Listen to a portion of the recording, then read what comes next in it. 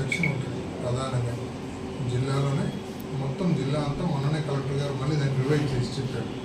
So 144 section ఉంది అంటే అర్థం ఏమంటే ఎవరు కూడా పబ్లిక్ 5 నుంచి 3 ఉండరాదు. మరి ఇప్పుడు జాతరలో ఎంతమంది ఉంటారో మీకు తెలుసు. మరి ఇంతమంది జాతర వచ్చినప్పుడు 144 సెక్షన్ ఏమవుతుంది? సో 144 సెక్షన్ అనేది గ్యారంటీగా ఉంటుంది కాబట్టి పొరపాటున ఏదైనా జరిగినా మేము సివియర్ యాక్షన్ తీసుకోవాల్సి వస్తుంది. ఒకవైపు పోలీసులు ప్రజలకు వెసులుబాటు కల్పిస్తూ వాళ్ళు ఏదో ఉత్సవం చేసుకోవాలని వస్తుంటే మేము మీకు సహకరించాలని చెప్పేసి మా ఏర్పాట్లు మేము చేసుకుంటాం. దాన్ని వ్యతిరేకించి మేమేదో డ్యాన్సులు చేసుకుంటాము, లేకపోతే ఇంకోటి చేస్తాము, లేకపోతే ఇంకా ఏదైనా డీజేలు పెడతాము, ఇవన్నీ అంటే ఏమి పర్మిషన్ ఇవ్వరు. కాబట్టి మామూలుగా సాఫీగా జరుపుకోవాలా చెప్పాలంటే టోటలీ చట్ట వ్యతిరేకమే. ఎలక్షన్ కమిషన్ దృష్టిలో ఇంతమంది జనం గుమిగూడడం అనేది వ్యతిరేకమే చట్టం దృష్టిలో. కానీ ఇది ఒక సంస్కృతి సాంప్రదాయం అనేది ఎన్నో సంవత్సరాలుగా వస్తుంది కాబట్టి దాన్ని మనం కూడా ఏం చేస్తామంటే చూసి చూడకుండా ఊరికే ఉంటాం. అట్లా చెప్పి ఊరికే ఉన్నారు కదా అని చెప్పేసి వాళ్ళు ఏది పడితే అది చేస్తామంటే ఒప్పుకోరు. కాబట్టి ఎవరికైనా ఒకటే 144 సెక్షనే వర్తిస్తుంది జిల్లా మొత్తానికి. ఒక పలమనేరు ఒకటే కాదు. ఇప్పుడు గంగజాతర పలమనేరులో జరుగుతుంది, అదే టైంలో చిత్తూరులో జరుగుతుంది, అదే టైంలో కుప్పంలో జరుగుతుంది, నగిరిలో కూడా జరుగుతుంది.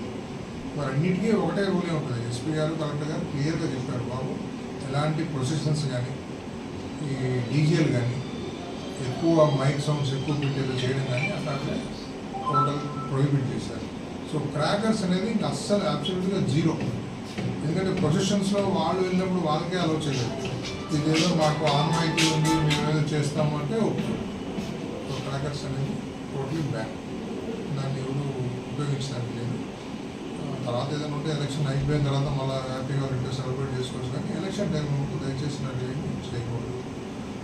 ఆల్రెడీ దీంట్లో ఈ టెంపుల్ దగ్గర ఆల్రెడీ ఎక్స్పీరియన్స్ ఇన్స్పెక్టర్ గారు గత 2-3 సందర్భాల్లో కూడా 2-3 సంవత్సరాలుగా ఈ ఉత్సవాన్ని ఆయన చేరుకున్నారు కాబట్టి ఆయన మీద మన ఎండోమెంట్స్ కమిటీ వాళ్ళకి కానీ అట్లాగే ఇంతకుముందు చైర్మన్ కానీ ఈ సభ్యుల కమిటీ ఉంది కదా వాళ్ళందరికీ కూడా లోకల్ పోలీస్ మీద మంచి అభిప్రాయం ఉంది.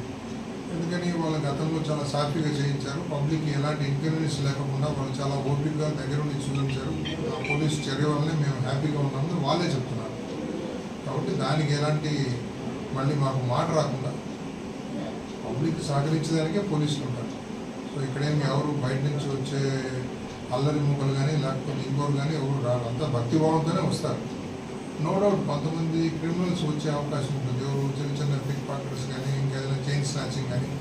సో మన వాళ్ళకి కూడా మనం ఏం చెప్పాలంటే, సో పండగలప్పుడు మన వాళ్ళకి ఆడవాళ్ళకి ఎక్కడ లేని ఆశ, ఇంట్లో ఉన్నాయి మొత్తం దిగేసుకొని బయటకు వస్తారు. మా ఇంట్లో ఇవి ఉన్నాయి, నాకు వడ్డానం ఉంది, నాకు నగదు ఉంది, మా నాయన చేయించాడు, మా అత్త చేయించింది, మా తమ్ముడు చేయించాడని ఇవన్నీ వేసుకొని ఎగ్జిబిషన్ చేస్తే ఎవరు జాగ్రత్తలో వాళ్ళు ఉండాలి. కానీ ఇవన్నీ మేము దిగేసుకొని వస్తాము మీరు చూడండి అంటే మినిమం ప్రతి ఒక్కరి బాధ్యత ఉంది. వాళ్ళు కూడా ఆ బాధ్యతని గుర్తిరిగి అయ్యా మనం కూడా జాగ్రత్తగా ఉండాలని వస్తే బాగుంటుంది. మేము అన్నీ ఇట్లా పరుచుకొని వస్తామంటే లాక్కొని పోకుండా చూడాలంటే మేము చూస్తాము.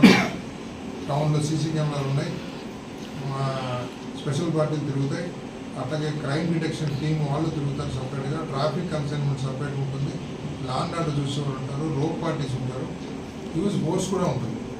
ఫోర్స్ లేదు అనే మాట లేదు, గ్యారంటీగా ఉంటుంది, కానీ ఎఫెక్టివ్గా చేస్తూ ఉంటారు. సో దాన్ని పబ్లిక్ కూడా కొంచెం సహకరించి వాళ్ళు కోఆపరేట్ చేస్తే ఈజీగా ఎలాంటి చిన్న అఫెన్స్ కూడా జరగకుండా అందరూ భక్తిభావంతో ఈ జాతరని. సార్ అట్లా ఇప్పుడు పలానాలు చూస్తే 2 వీలర్స్ థెఫ్ట్ ఎక్కువ జరిగింది సార్ ఈ మధ్యకాలంలో. సో దానిపైన ఏదైనా ప్రత్యేకమైన సద్యం పెట్టినారా అంటే 2 వీలర్ థెఫ్ట్కి సంబంధించి? మనం ప్రస్తుతానికి జాతర గురించి మాట్లాడుతున్నాం. అవును సార్, జాతరలో జరిగే అవకాశం ఉంది కదా సార్? జాతరలో కానీ దానికి సపరేట్గా క్రైమ్ టీమ్ ఉందని చెప్పాను కదా. సో వాళ్ళు వీళ్ళ మీద నిఘా పెడుతుంటారు. ఇది స్నాచర్స్ కానీ, పిక్ పాకెటర్స్ కానీ, ఈ 2 వీలర్ అఫెండర్స్ కానీ ఇంకెవరైనా టౌన్లోకి వస్తున్నారా బయట నుంచి. సో వాళ్ళు మనం తెలిసిన వాళ్ళందరినీ ఇంతకుముందు ప్రీవియస్ హిస్టరీ అంతా ఒకసారి వెరిఫై చేసి వాళ్ళు ప్రివెంటివ్గా మనం వాళ్ళ మీద బైండ్ ఓవర్ చేయించి వాళ్ళని చూస్తాం. ఇబ్బంది దాని గురించి మరిగాల్సిన పని. ఎటొచ్చి పబ్లిక్ కొంత ఒకరి మీద కూడా దోసుకోకుండా అమ్మవారిని అందరూ తాకాలని ఉద్దేశంతో వస్తారు. సో తాకే అవకాశం అందరికీ కల్పిస్తాం. మరీ మీద పడిపోతా ఉంటే కొంచెం ఇబ్బందిగా ఉంటుంది. అదొకటి కొంచెం పబ్లిక్ వాళ్ళే గమనించుకోవాలి.